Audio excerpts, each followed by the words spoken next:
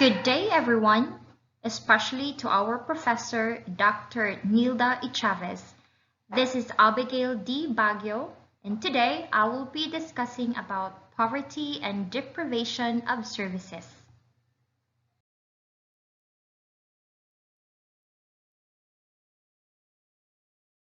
Is the major problem of the Philippines: politics, education, crime rates, drugs, unemployment, or overpopulation.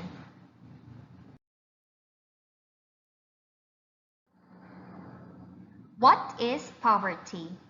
Poverty is not about not having enough money to meet basic needs, including food, clothing, shelter. However, poverty is much more than just not having enough money.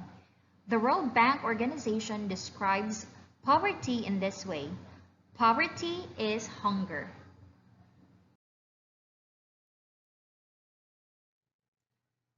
Our country deserves equality. But why people live on streets, beg for food, and suffer a poor life? Why Philippines is poor?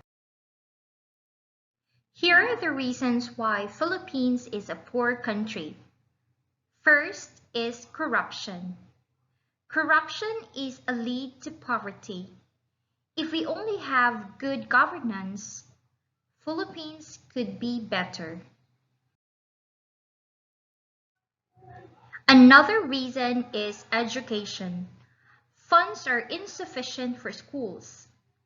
Parents can't afford to send their children to a beautiful school. Instead, they work to fill their empty stomachs. Third is unemployment. Many cannot meet the qualifications on jobs. Jobs are not enough because of the rapid growth of our population.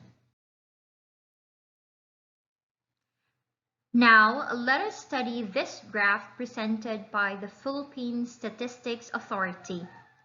The first semester 2021 poverty incidence among population, or the proportion of poor Filipinos whose per capita income is not sufficient to meet their basic food and non-food needs, was estimated at 23.7%. This translates to 26.14 million Filipinos who lived below the poverty threshold, estimated at 12,082 pesos on the average for a family of 5 per month in the first semester of 2021.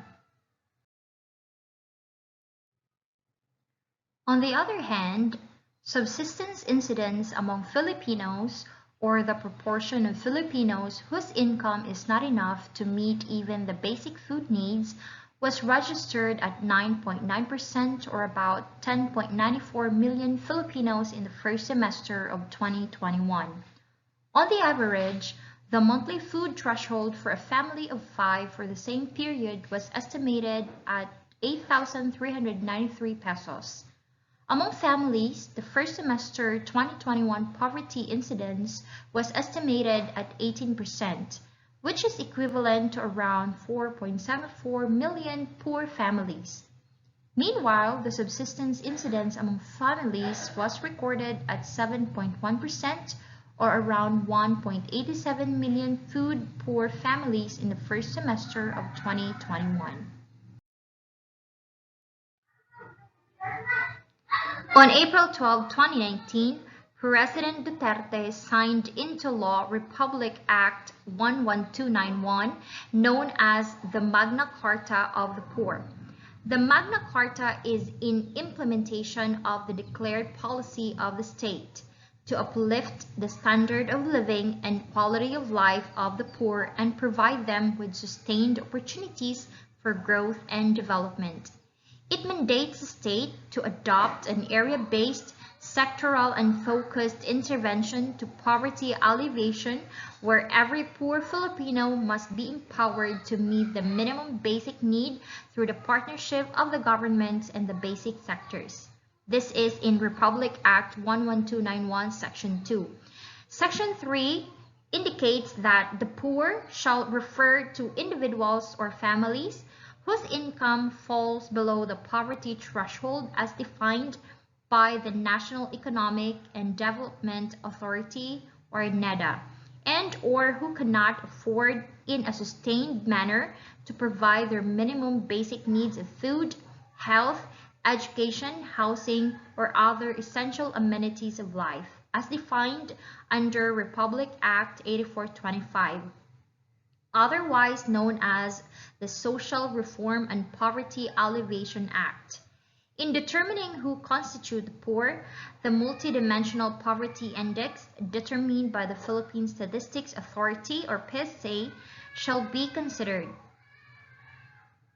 Basic sector shall refer to the disadvantaged sectors of the Philippine society, including farmer, peasants, fisherfolk, workers in the formal sector, including migrant workers, workers in the informal sector, indigenous peoples and cultural communities, women, persons with disability, senior citizens, victims of calamities or natural and human-induced disasters, youth and students, children, urban poor, and members of cooperatives. This is in Section 3A.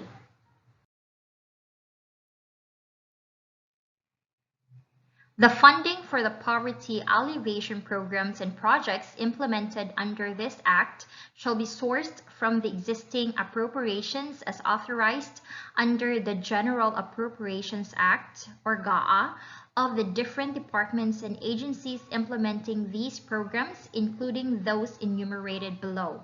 A. DSWD, Pantawid Pamilyang Pilipino Program, or 4Ps, and Sustainable Livelihood Program, and Kapit Bisig Laban sa Kahirapan Comprehensive and Integrated Delivery of Social Services National Community-Driven Development Program. B.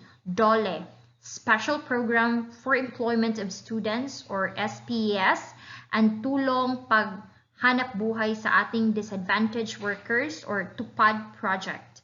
C. TESDA, Skills Training, Private Education Student Financial Assistance, and the Training for Work Scholarship Program. D. DepEd, Alternative Learning System and Government Assistance to Students and Teachers in Private Education. CHED, Student Financial Assistance Program, or the STUFAP. F. National Housing Authority, Socialized Housing Program. DOH, Basic Healthcare Services. Philippine Health Insurance Corporation, Expanded Primary Package for the Poor and Senior Citizens. And lastly, we have the Social Housing Finance Corporation, Community Mortgage Program for Quality Organized Informal Allocation of the agency budget.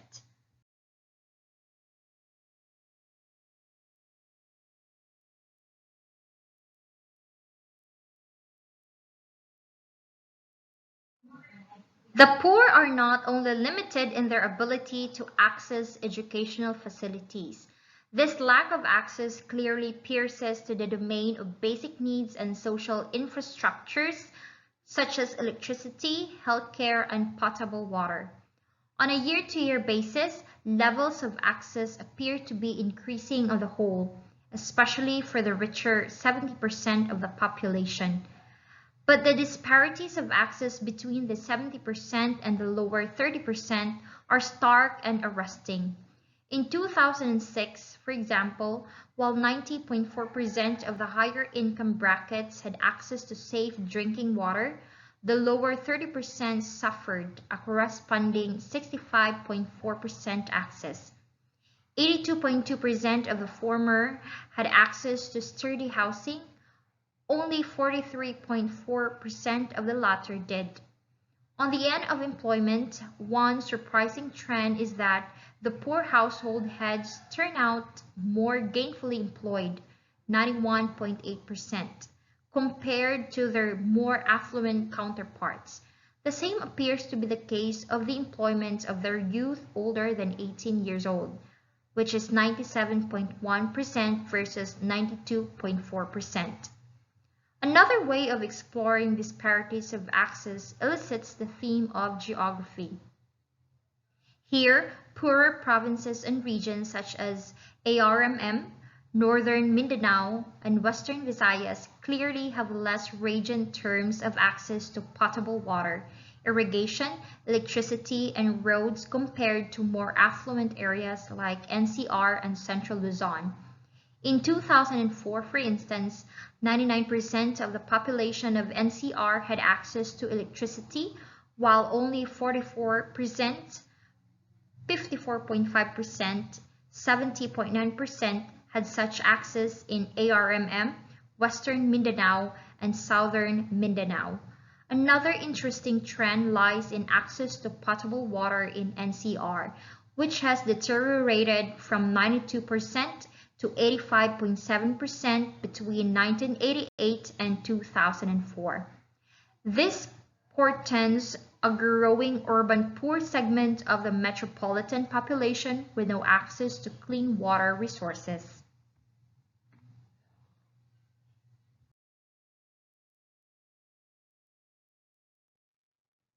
That's the end of my presentation. Again, this is Abigail D. Baguio. Thank you and may God bless you.